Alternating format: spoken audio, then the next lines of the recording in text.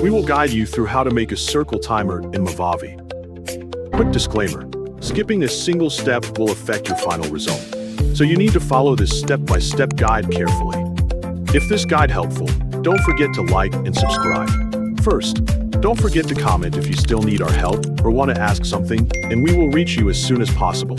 Second, make sure that Movavi Video Editor is already installed on your device before you begin this tutorial. Double-click the Movavi Video Editor icon to open the program. Click File Import in the upper left corner, then click the Add Files button to browse your computer for the video that you want to edit. Select the video where you want to add the circle timer, then click the Open button to continue the process. After the video has been imported successfully, it will appear in the Project Files section and will be ready for editing. Drag and drop the video onto the timeline section so you can start working with it. Click the play button to preview the original video and identify where you want the timer to appear.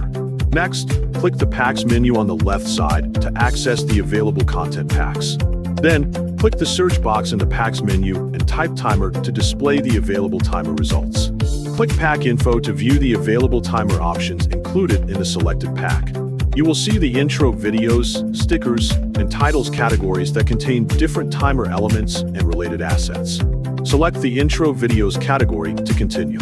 Scroll down through the available options until you find Countdown 1 with the circular timer design. Take a moment to confirm that you have selected the correct countdown before adding it to your project.